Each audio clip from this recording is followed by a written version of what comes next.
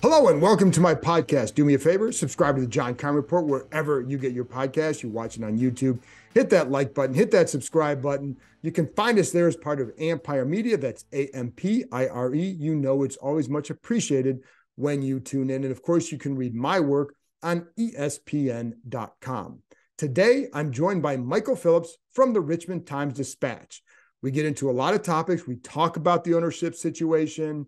We talk about on-field stuff, so it's not just about who the next owner is, et cetera, because it's really hard to dive into that completely because there's still some things we don't know. Who the mystery bidder is, all I know is I was told he's very wealthy. How wealthy do you have to be when you have other billionaires and you're not describing them that way, but you're describing this guy this way, but they're going to keep that person very, very private. So Michael and I will get into all that. And, there's still a looming presence of Jeff Bezos, but until he makes a bid, there's nothing there. I think his name gets used to try to drive up the price, which should tell you something. So anyway, we'll get into all that and we'll get into, again, on-field stuff. So before I get there, just a couple things. The stadium talk, there's nothing new there. And we'll get into some stadium talk as well. The one thing I will say is the more people I talk to, the more obstacles it seems that RFK would have for a team to return to the city. It's not just about, if Jeff Bezos came in, he could throw him $1 billion and get it built down there. I don't think that's the case. So I do think there's a lot of hurdles there, regardless of who owns a team. It's back in play if whoever buys it instead of Snyder. But I'd say every place is back in play because a lot of people didn't want to really do business with them until this situation was resolved. So, but I do think there will be, and I've talked about the obstacles before, and there's, just a few things. Michael and I get into some of that. But just suffice to say, to me, if I had to guess right now with that, it would be a couple sites in Maryland or Loudoun County. That's the only place to me in Virginia that I think that they could get something done. They're not going to go to Prince William. Anyway, so the last thing is RG3 came out last week on the Rich Eisen show and talked about being excited for a possible role with the Josh Harris group. What I know is it is not as a limited partner. So he wasn't putting any money in there to join the group that way.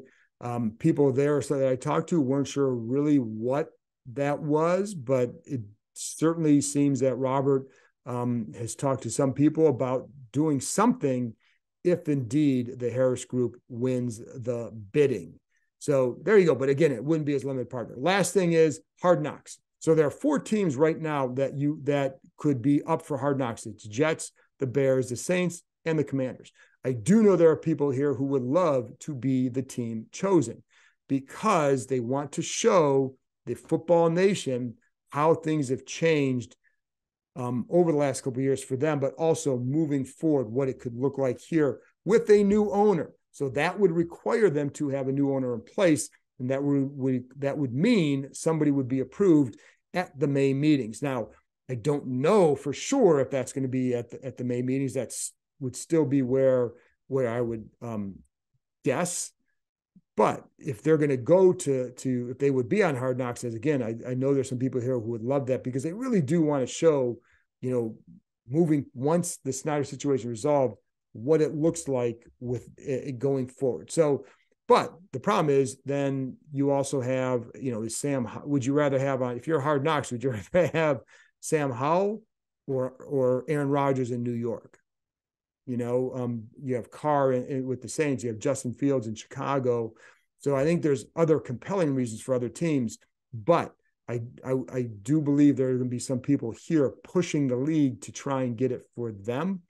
Don't know if they'll be successful or not, but that's the sense I've gotten. Anyway, that's it from me. So here's my conversation with Michael Phillips from the Richmond Times Dispatch. Well, it's America's podcast guest, Michael Phillips. Michael, we just get back. Well, I guess by the time this comes out, it'll be almost a week since we got back from the owners' meetings in Phoenix. But, there's still some things that haven't been, I don't think, maybe discussed enough. Some of that is we're obviously approaching the end of this tenure. When it is, who the hell knows at this point? Yeah. But Yeah, you're laughing because nobody knows. For sure. Yeah, that's a great summary of everything we learned in Phoenix right there. Correct. Throw your hands But up. Who knows? you did have a column the other day, and I want to get into the sense of excitement in the organization based on the sale. But where Snyder's at the end here, and what was clear to you when you walked away from Phoenix about that situation? Yeah, like I feel like it's both a massive piece of news and it's okay to roll your eyes at it when I say Dan Snyder is going to sell the team and Right. he's going to do it, if not like tomorrow, very soon. And I feel like people are sleeping on that piece of news. Like people are waiting for the actual sale to get excited, but we got enough breadcrumbs here. I mean, you had, what I wrote at Richmond.com was it you split it up between the old guard and the new guard of the NFL. The old guard, the Maras, the Rooneys, Irsay's in that group. And they just don't appreciate Dan at this point. No. Dan's been rubbing them the wrong way. He's had the ESPN comments about everybody hates each other. For them, the meeting is a big family reunion. Their kids are playing by the pool, running around. They view this as a tight knit group, and they're tired of him. Then you got the new group. Of course, obviously, Jerry Jones is the face of that. Your Teppers, your Waltons, the new money they're here. They spent a lot of money and they're ready to make a lot of money. Right. This is a business for them. And, Jerry is friends with Dan. And I thought Jerry Jones's comments were probably as close to kind as Dan was going to find this week. He goes, look, I know Dan differently than you guys. I think he's a good guy. And the but was, he's not making any money for us. This is a profit-driven enterprise. His team is not making any money. They're dragging us down. They're in Washington, D.C., a market that should be making money. We got to make some money here. And so they're ready to move on too. It's funny though, it's I think Dan has rubbed some of those guys the wrong way for a long time. So, yeah. but it was funny with Irsay how he would go back to Jack Kent Cooke when we were talking to him and telling some Jack Kent Cooke stories. And I think it's basically an implication like, this is what I miss. And the other thing too, Michael, that struck me is how much they miss the excitement in the Washington market, because I think that came up and I think it was Jerry who called it a national treasure, and Irsay, more than a few owners would talk about what it meant for them to go to RFK and the memories they had going there and what football meant to the DC area, and not just the DC area, but Redskin Washington fans. Yeah, for the fans, they miss that. They miss the excitement, obviously, we talked to the writers from the other teams and some of the coaches from the other teams, and they tell you the same thing. We go there and there's no juice and it's sitting fans, and it's just, especially for the AFC people who come here on the 8-year cycle, right? They don't understand because, the last time they came here may have been RG3 and yeah. When there was still old juice in the stadium, I came there a couple of years ago and I was just really stunned that nobody was there. And, it was sad. It's like visiting a mall now, all these malls that are decaying, where's the Orange Julius? Right. There's nothing going on there. I think gradually everybody's kind of coming to realize that. Now, the part two of that is a little more self-serving, and that is DC is a company town. The company is running the country. That's the company in DC. And when people in DC have a cynical or negative view towards the NFL, that shows in legislation. That shows in things like antitrust exemptions, congressional inquiries. That's a good market to keep happy. And beyond that, you want a great showpiece stadium, which I'm sure we'll talk about. That people can say, "Hey, the NFL, that's a civic pillar." The NFL stadium, that's an important part of the fabric of a city, and that influences the sort of decisions that get made. And you think about the antitrust exemption right now, bans them from playing on Fridays and Saturdays during the fall. That's something they want to change. And if you got a bunch of salty people walking around DC thinking the NFL's not relevant anymore, it's not going to change. Right. And yeah, that's a good point. And I think the other, Ian, kind of staying on the line, it is why this franchise is going to fetch $6+ billion, because it is because of where it's located and because the history of it. And despite the name change, the history remains in this city with this franchise. And I think that's one of the things I think that owners really want to get back to that. And, it's funny because over the years, they're like, why would they want Snyder to leave? Because, they can beat them all the time. Well, first of all, they're not 4-13 or 4-12 every year. So, the other thing is billionaires like to make money, and they know that this hurts their product, right? They're leaving money on the table. Every day he owns the team, they're leaving money on the table. And the other thing with regard to the sale is there are legitimate bidders. And there's that counter push of like, is it a real offer? Is it not a real offer? It's a real enough offer. And certainly from the Harris Group, it's a real enough offer that, these guys can go to Dan and say, we understand you have an offer on the table. It's time to take care of business. Right. So let's switch to the other thing that I think, you could sense there. And when you talk to people within the organization, Jason Wright, Ron Rivera, there is an excitement about the light at the end of the tunnel after this situation. They'll refer to the last 2.5 years, or for Ron, the last 3 years, what they've had to deal with and trying to, get for on the business side, the sponsorships, the this, the that. Like there's a genuine, I think, excitement. Agree? Or what do you think? Ron, yeah, I mean, I think for Ron, it's the opportunity to, really go full bore into this crucial year for him. Now, I think Ron obviously understands it's make the playoffs or get fired this year, but I think he's okay with that, and he understands that, and he understands what it means to be the guy helping navigate this transition. I think for Jason Wright, I'm sure he told you as well, but in his conversation with me, he said, look, as soon as this happens, we are going to see a surge in attendance and a surge in revenue. And they believe that. They believe that going into this season with new ownership, attendance will rise and sponsorships will rise because people will want to get on board with the new thing. I'm going to be honest with you, John. I think he's right. I think there will be, if not a permanent surge, like I think people are going to go out there and be like, okay, it is still FedEx Field. Like there's only so much these guys are going to be able to do with it. The new stadium to me will be the official launch of the new era, the official, like, we've turned a corner, here we go. But I think there's going to be a little bump this year, a little excitement, and I think it will absolutely reflect in attendance. They absolutely believe it. And, it's funny, though, because what they won't say is, well, once Dan is gone as well, they didn't want to do it because they didn't want to be associated with the brand. Well, the brand was Dan. Let's be real. Like, Budweiser drops these guys. Now, they gave some reasons, and I know they dropped some other teams in other sports, but it was because they didn't want to be associated with this team, and this team meant Dan Snyder, and so I think but there is the reality that they feel like they can sell more suites. They can, get more sponsorships, which then you can reinvest in the organization. So when you talk to them about things that they can do moving forward, it starts with getting those things done. And you have to win. Like if you ask them, what's the top priority? You got to win.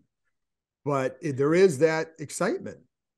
Man, and you go back to, it's funny, all the little things that could have turned it along the way. And you say, if the Virginia legislature approves the stadium last year, we're probably not going through this. If the team, if that Kirk Cousins year, if they beat the Giants and make the playoffs and Bruce signs Kirk long-term and they make a couple playoffs, maybe none of this happens because there's just so much excitement around the team and their performance, but it's that full compilation of everything. Like, sure, they've had some winning records. Sure, they've hovered around 500, but there's been no real excitement in the market for a very, very long time. Robert, I mean, you go back there. If Robert doesn't get hurt, despite all the issues with the, that if Robert doesn't get hurt, where are we at?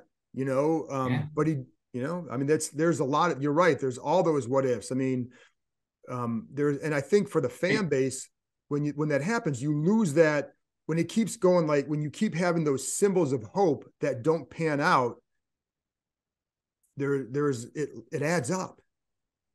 And your other big storyline this week was Lamar Jackson, obviously. Right. And that's why people keep saying, why wouldn't Lamar Jackson go the crazy? I mean, we were sitting there with Ron Rivera, and 2-3 national reporters came over during that time, like, but Lamar Jackson, and Ron was no. And they couldn't understand. People don't understand. Why not? You're the Commanders. He's Lamar Jackson. People just don't know, why wouldn't you want Lamar Jackson? But we've been burned one too many times. Well, and I went over this, like I had the live stream the other night. Kind of, it's more the financial and like how many guys you'd have to cut, and it's legit. Like it's because the way they plan because the way the roster is, But the other thing that I always say, like, why don't you go back to Baltimore and say, why is he not re-signed yet? Like he's their guy. Could you imagine if he was if he was this team's property right now and in this situation, the heat would be on them, not on the teams trying to get him or not getting him. Yeah, and I don't think the Ravens are handling this correctly, Right. but I think from a straight fiscal standpoint, it's a very smart move to do this, because I don't think any team's going to get serious about signing Lamar Jackson, because they know any viable deal, the Ravens are going to match, and you just did their negotiating for you. But because of that, it creates this appearance that the market is dampened, so the Ravens can now go to him. Nobody else is interested. Guess you better sign with us. I don't know that that's good business, but you could probably find some hedge fund people who would tell you like they're maximizing their dollar there or whatever. Yeah, and what I think what people I don't know if they realize that if you make an offer to him, he signs it, you have to have the cap space for that period of time where he is under your, sign that offer sheet. So if the Ravens take 5 days a match, you are making all sorts of moves, cutting guys, doing this, doing that, to just get the offer sheet signed. And then the Ravens are going to keep them. So it just, and again, I don't want to spend too much time. I'm so tired of talking about Lamar because the guy's a fantastic player. Like I'd love, who wouldn't want to watch him play every week? It's just, but it is what it is, man. But you're right. Like, and the other thing I was wondering too, once the ownership changes, and only fans can answer this because I don't really know, but I wonder how much, I hate to use PTSD because that's a real thing, but in a sports PTSD format, how long it takes to move past the past, because there have been so many issues. Like, are you going to, can you trust that it's going to be better, this and that? Can you, it's different, but I wonder how fast they can move past. And if you win, it'll be quick.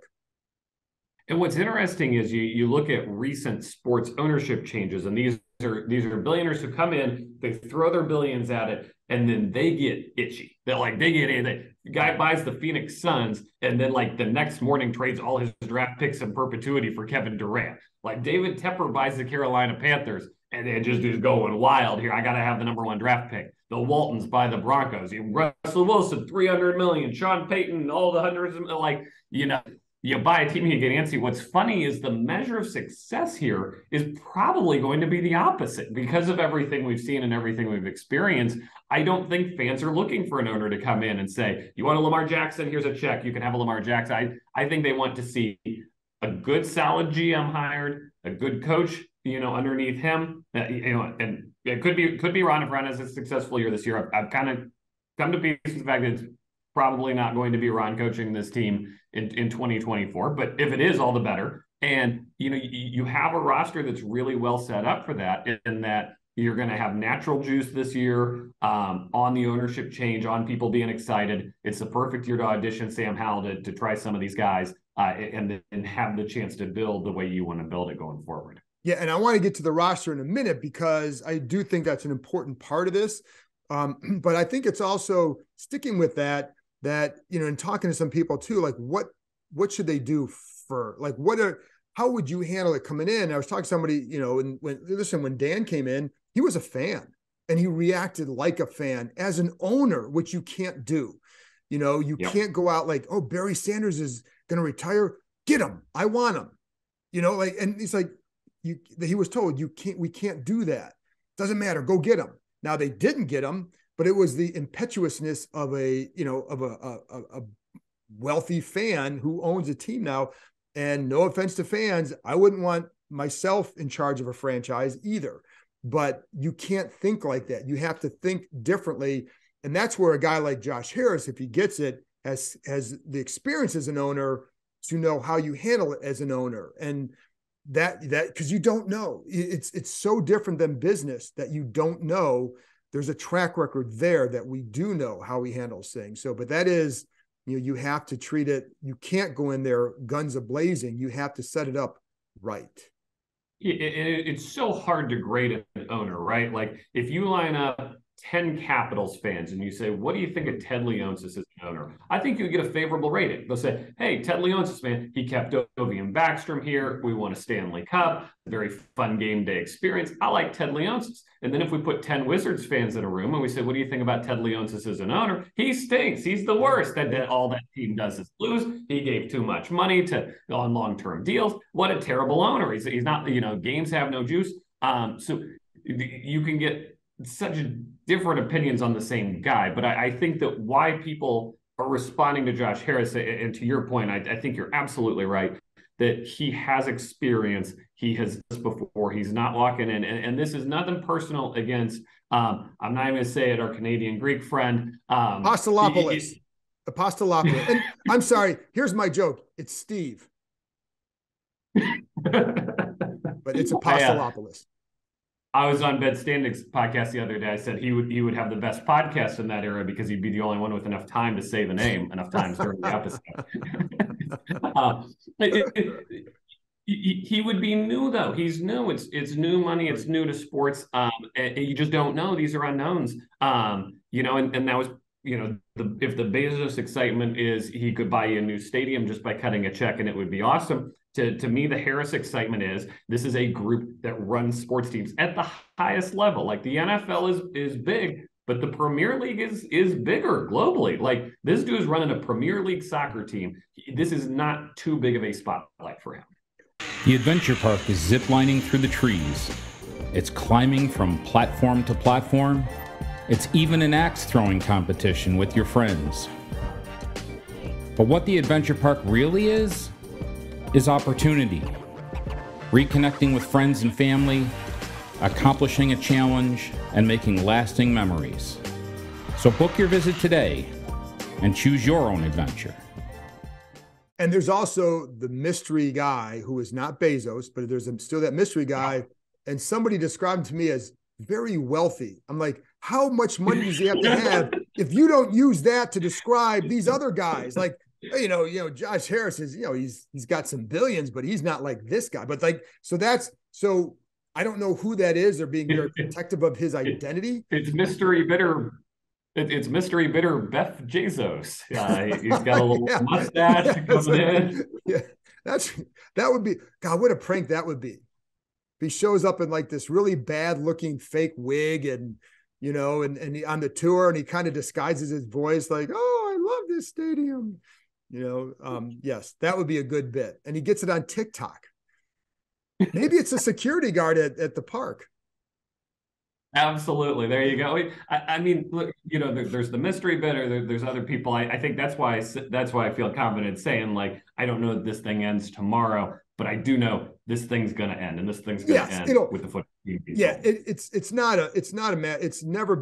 hasn't been if, it's when. And we moved past the if pretty early on, I think, to the when part. And it was just at that point. So what about, all right, so now the effect, the stadium. Prince William will be out, right? I think Maryland comes to the table as a strong early contender in the new stadium hunt. And without going too deep into it, there was, if not bad blood both ways, Dan Snyder felt aggrieved towards the Maryland governor's office towards the end there. Justified or unjustified, whatever. Bottom line was, he wasn't doing business with them. I think they come right back into the picture, especially in a Harris Rails scenario. You got two Marylanders taking over the team. I think they're absolutely back at the table. So here's how I break this down on RFK, John. Everybody wants RFK. Nobody's disputing that. Nobody's saying anything other than RFK would be the absolute best site for the team. These guys are about to drop $6 billion on a football team. And even for rich people, that's rich. That's a lot of money. At RFK, that's national parkland. You're not going to get to build the Village. It's not a real estate play. It's not a restaurant play. It's not a hotel and office and condo play. It's a football stadium play. And you can make money building a football stadium. Like, those are profitable enterprises.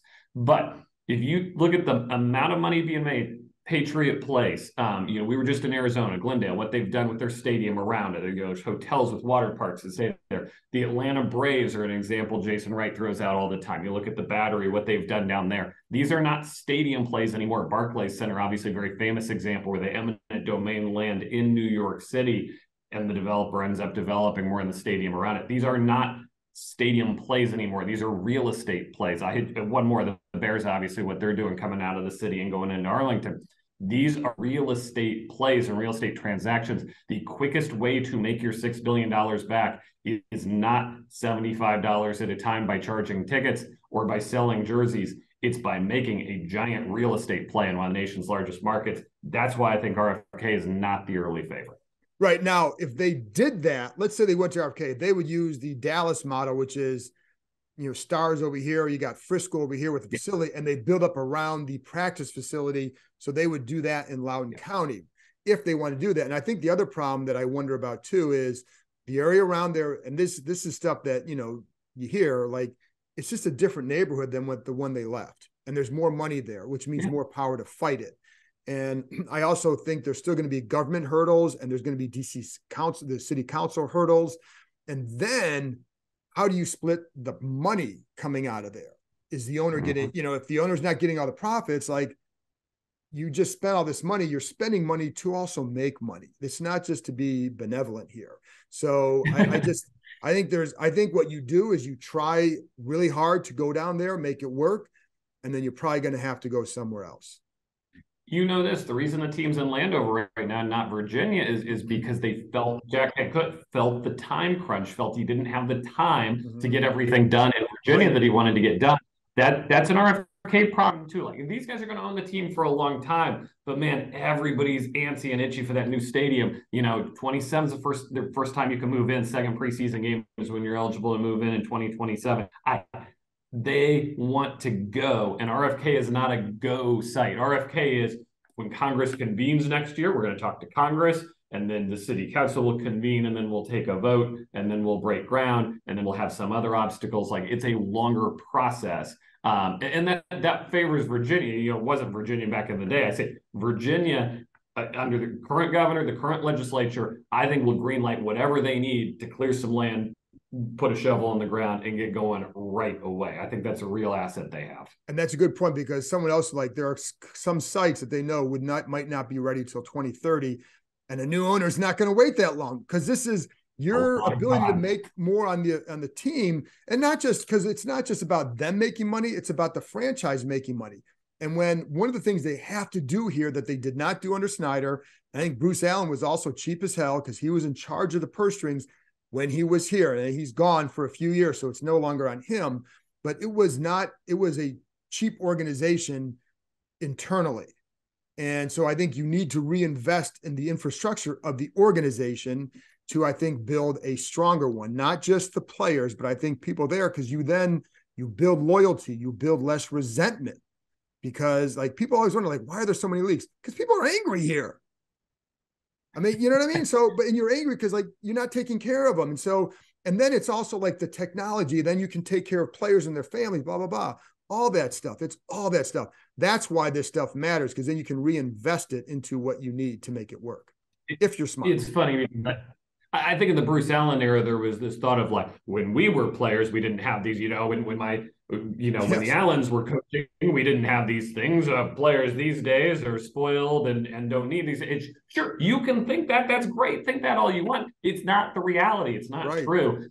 We were chatting with Ryan Fitzpatrick in Phoenix, and we were laughing about that. The old AstroTurf field that's still out there. I mean, it's like, it's like the original AstroTurf. They're going to send that thing to the Smithsonian when they tear it down. There's just, there has been no attention. I think it predates the Smithsonian. No, and zero attention. And the funny thing is, it's actually gotten better out there, but it's still not what it needs to be. But it's also like, when you have I know some scouts who left simply because, like, they just don't pay, or they didn't. I shouldn't say, because, like, what it's been the last couple of years, I know they raised a lot of things in there. So I don't want to put it on the current group, but it was like that. And so that's why I say, when a new owner comes in, the reason why it's important to get to that point is so you can make sure that people are being taken care of there, and that you're being paid accordingly. And, that's how you build a strong organization internally. And then you can do things for players and all that. Ultimately, on the player side, it still comes back to, can you find a quarterback? One more thing I want to slide in before we move All right. on to the next topic. A lot of people think the field at FedEx Field is still bad by reputation. It's actually good. Ron Yes. and Jason have put a lot of money into that. That actually is a much better place now. I think And the practice fields are better too. And the practice fields are pretty good too. So they have done that lately. And, they're still and I think to their credit, and that's why I say I'm looking at previously, but also when a new group comes in, what do you need to do to do that? So yeah, so let's look at the roster. Where do you feel this roster is at? Because Ron has been very big on roster building. And when he says for the first time, you've had to do, what do you think? Man, there were some head scratchers there. But what I caught from our time with Ron was he's going to identify quarterbacks like the 49ers, sign players like the Chiefs, and coach them up like the Bills. So I don't know, man. I don't know about you. I'm feeling good about this year. If you can make all that happen. This is a roster that. And I'll throw this back at you in a second, but this is not a Super Bowl roster. But last year, I said before the season, I said I don't think it's unfair to say that this group of players on paper should make the playoffs and should be contenders to make the playoffs. I don't think they've taken a step forward this offseason, but I don't think they've taken a step backwards this offseason. Sam Howell obviously is a big fat question mark. If Sam Howell doesn't pan out, he's not a playoff football team. But I think if Sam Howell gives you decent to good quarterback play, I don't think it's unfair to expect the playoffs. Yeah, no, I think there is, the defense should still be good. That line should be really good. They still need a linebacker, but I love the safeties. I think that's a good group. I still think they're going to address the line in the draft, so that's pretty good there. You got the skill guys, and I do think some of those young tight ends will emerge. And it does come back. And Brian Robinson, I don't think people forget, but it's you have to account for the fact that he was shot. He wasn't, even when he came back. It took a month or so, month and a half.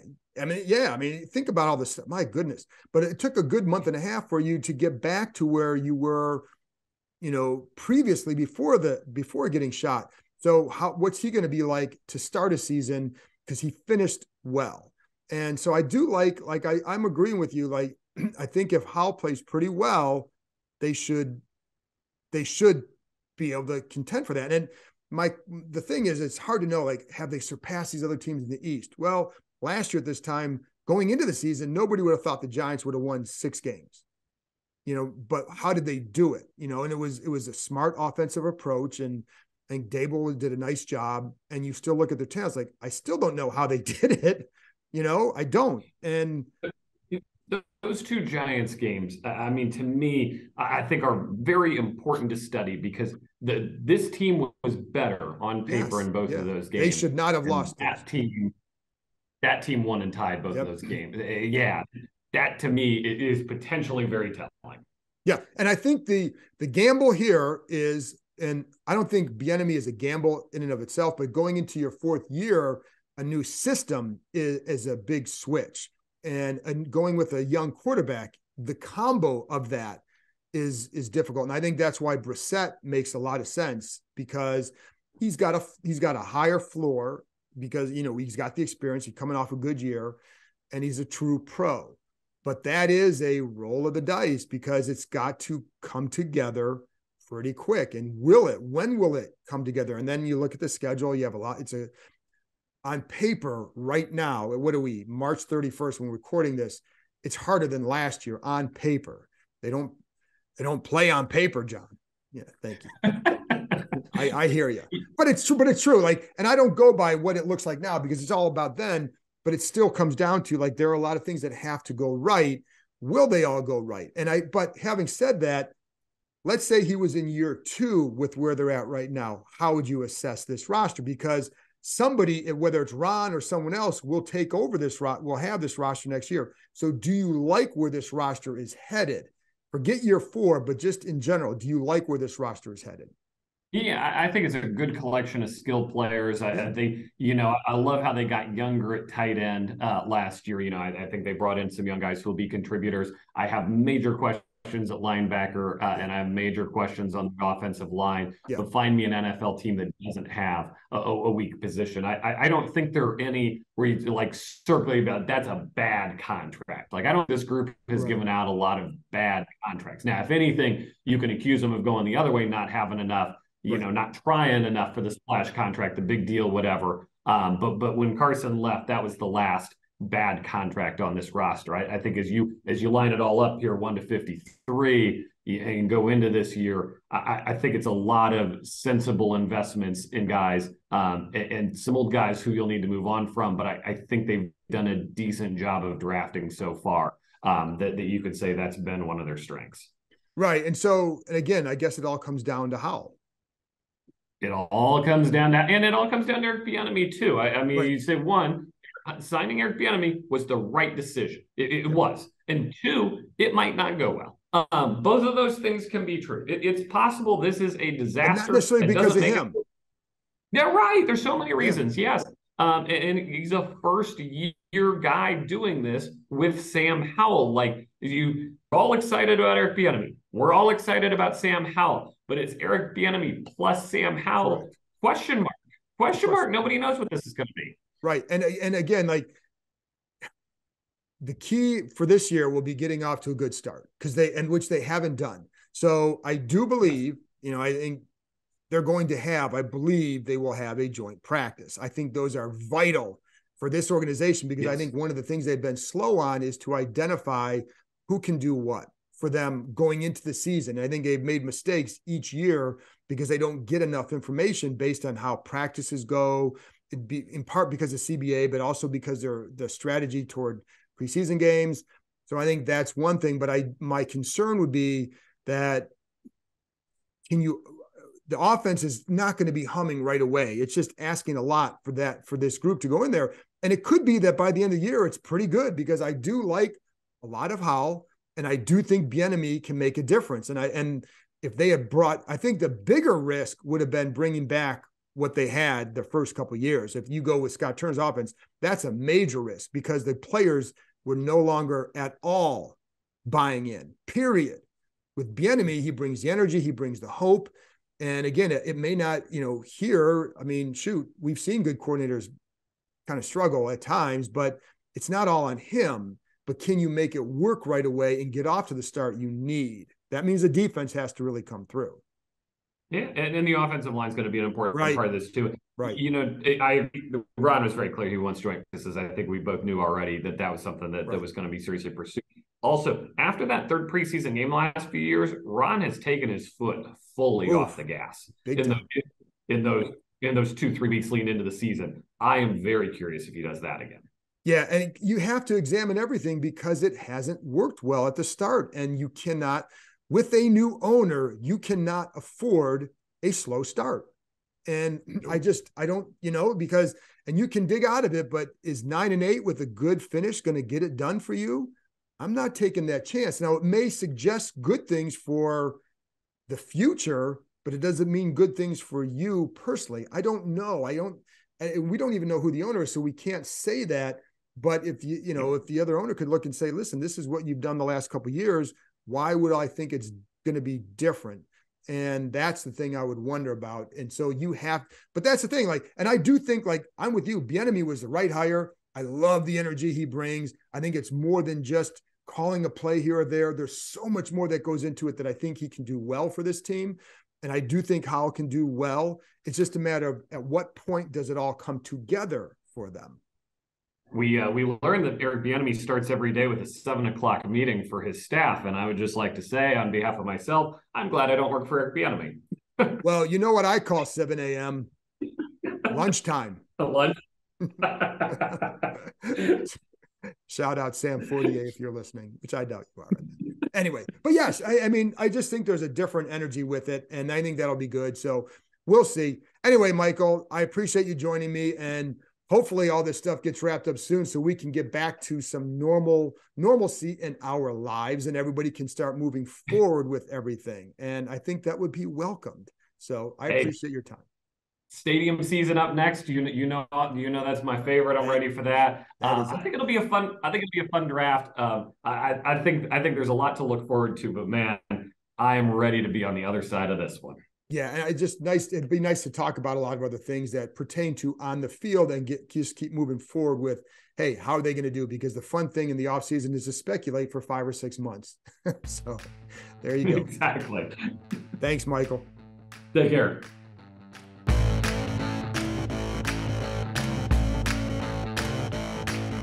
That's it for this episode. Thanks to Michael for joining me, and thank you, as always, for listening. I'll be back on Tuesday night / Wednesday morning with another episode. I'll talk to you next time.